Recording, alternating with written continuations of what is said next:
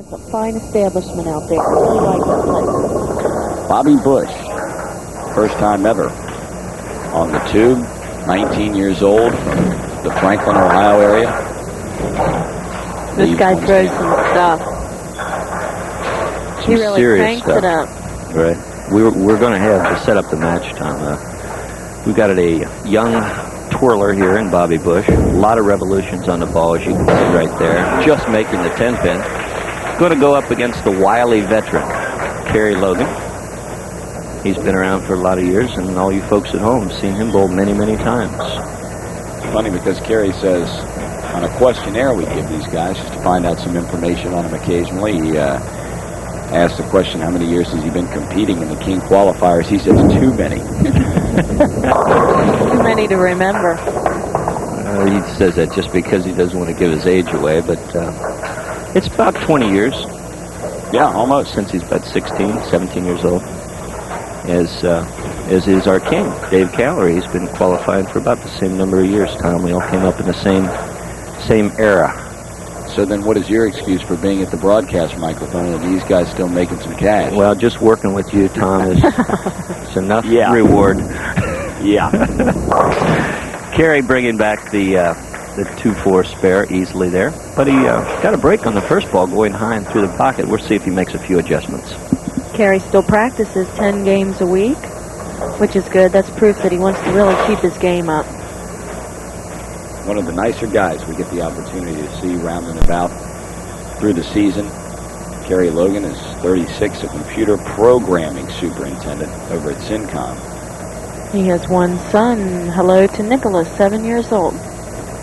A little more air underneath that ball. Yeah, I noticed he did that in warm-ups, Dave. Again, I ask you every week, I think, the difference we see in some of the deliveries and so on and so forth. Is there any positive or negative to having that kind of air underneath the ball? Kerry has perfected that more so than anybody I know, because, Tommy, the further you throw the ball out in the lane, if he were to let it down 12 inches sooner or 12 inches further, it makes a big difference in the way the ball rolls. For Kerry, it works. For most people, that amount of loft is not going to work. Kerry won the roll-off this morning against Brian Himmler, 257 to 203, so he's here to play. We've seen Brian before on our show, only 15 years old. He has given up his amateur status and out making a few dollars for himself. Nice adjustment there. That was a great shot. Let's look at the powerful release of Bobby Bush.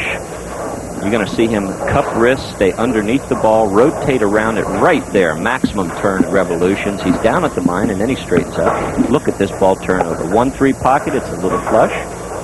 This is the way you do it. 10 in a pit. No fooling around there. No, sir. And I think Bobby is probably the example of so many young bowlers we see today, Dave, that you've made note. Throw that ball hard, a lot of revolutions. Become a power game in a lot of ways. Exactly. And in about, I think our last tip of the year, we're going to do a thing on bodybuilding and, just basically getting stronger. Jen and I are going to touch on that a little bit for the women's show that'll be coming up in several weeks. And that is that you have to have that power, and you have to have the good, strong release in order to throw the pins around. Looking to pick up the spare. Oh, look out. The 2-4-5, we've seen it before, and I'm sure we'll see it again. Not covering the 2-pin heavy enough and cutting in front of the 4-pin. Open frame. Now, Mr. Logan, being the wily veteran that he is, what do you think he's going to do here? 10. You can almost bank on it. What kind of adjustment quickly, Dave, you got to make in the last shot? He'll probably swing the ball a little further towards the gutter. There you go. Sure is great when a plan comes together, He still goes high. And, he really brings it back well. He leaves the right-hander's 4-pin, the 6-pin. Watch the release. He goes with a little bit more angle rather than more loft. There you see it. It's a good 18 inches off the ground as it comes across that foul line. And this ball just runs a little high on him. Should be a fairly easy spare cross lane. Now, why don't you ask me about his next adjustment, Tom? Uh-oh. Better adjust to make the spare. Well, he's laughing, but it really isn't a laughing matter at any time when you have an open frame, unless, of course, your opponent does, and that's exactly what Mr. Bush had in the third, and now Kerry Logan in the third. I certainly wouldn't have expected a missed spare from Kerry Logan. No, not at all. After an open from the opponent. 47 to 48, you're looking at it. Kerry gives up the lead, and he's trailing by 1 pin. Not an insurmountable total at all, but I actually expect him now to go with a little bit more speed since his ball's running high. Still staying out of it. Yeah, there you go. That looked good. Heard the ball clicking the thumb hole a little bit. That means he took a little something off the ball. Kerry almost looked a bit perplexed, as if he's still not feeling comfortable with lanes 5 and 6 here at Heids today. When you're bowling against one of these young, strong players, you're never comfortable until you win. Good-looking shot. Not going to get all 10 to fall. The ball that he struck on before, Tommy, is a good underneath, solid forward roll shot. This shot that we're about to look at, he twirls. Now watch his hand go around the side of the ball. Yep. A little early, right there. It's too much on the side of the ball. He's got that side. See the ball keep continually skidding out. Now it goes into roll, but it hesitates. It's not the strong roll that we're used to seeing. That's a 6-pin going to the right channel, bumping the 10, but not going to take it out. Look out. Yeah, the first frame, he barely made it. Well, that is back-to-back open frames for Bobby Bush. We mentioned it is his first time on television, and as we talk to a lot of the bowlers who are with us for the first time, they say it's quite a different experience being on. Jen and Dave, you both have been on numerous amounts of times this show. Yeah, and your first time is nerve-wracking, and the key, I think, to bowling your first time on TV is getting that double or something to make you feel confident. Maybe just a couple spares loosen you up, then you're fine. But as soon as you go back-to-back opens, you get nervous, and it makes the situation far tenfold. He loosened up some wood on that shot. Loosened up the back of the building. As Wayne Garrett used to say, he reached back for a little extra on that. That's right. No doubt. Was Wayne Garrett, wasn't it? No, I don't know. It's wrong sport for me. Same thing. Walt Garrison. Okay. That's it, Walt Garrison. I don't think it was Garrett. Kerry Logan doesn't care who it is. He's going to throw an X up on the sheet. That's a double for Kerry, and that puts him in the driver's seat, especially with Bobby opening 2 in a row. Let's see if he goes with the click, click, click on the thumb on the left lane this time again. That's what he was looking so confused about, Tom. He took a little off the ball, but even when we take something off the ball, we don't expect the track, which is where the ball rolls, to work its way up into the thumb area. Let's see if it happens again. There you hear it. There you hear it. And when it's doing that, it's not getting the good, clean, strong roll, and he leaves a solid 7. Let's see if we can watch the ball. Keep our eyes on the ball if we could. Now, I'll tell you when the click-click starts, and we can see if we can watch it. Right here, it starts clicking. Okay, there, you see the hesitation in the ball? It should have started breaking before now. It's not the true strong roll. It's going to jump to the left, and then back, takes out the 5, but he's going to have to work on that. Look out. My goodness. We've had some ugly spare shooting so far in this one. Would never have expected it from Kerry to do that, but hey, if you don't have the feel, he's kind of wiping his hands off there a little bit. If you don't have the feel, Jen, sometimes you go to your equipment, Tommy, and you got 4 balls with you. None of them feel like they belong to you. That may be the case today. Look out. Double. There's a double. Super shot. That was that good strong roll that sent that head pin and just scattered him. You want to loosen up? Watch this shot. We're going to loosen up some pins here. Head pin, he's going to go with a light mixer. Head pin's the guy in the middle. He's going to jump over the left-hand side of the lane and then make a double-duty trip coming back. There you see him hitting the wall, coming back into the 4, crashes the neck of it, takes out the 7. That's the power, Tom. Amen. We like to refer to that as a scout. And that scout had a lot of badges. He's been well through the courses on that one. Jennifer must have got a rider over the weekend.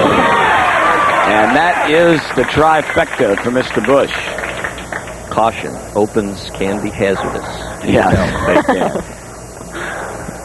There you see, Bobby, I tell you what, for a young man first time on TV, he looks pretty calm to me. Yeah. I mean, he's got a death grip on that towel there, but other than that, he looks pretty good. Kerry's going to have to try to climb back in it because his opponent is red hot right now. Kerry is even close. He's very confused. The ball keeps running up high on him. The only ones that seem to work well are the ones where he really, really threw it out towards the channel with next to no roll on it. It came charging back, so he's confused. There you see the 2, 4, 7, 8. Not an easy spare. Logan is in the 7th frame. Bush, after having back-to-back open frames of 3 and 4, has come back with a vengeance. 3 strikes in a row. Now that's a nice piece of spare shooting there. Oh, I tell you what, you want to see how to make it. That I wouldn't flirt with the channel this much, but this ball is going to be hanging into the ditch. We call it channel, whatever.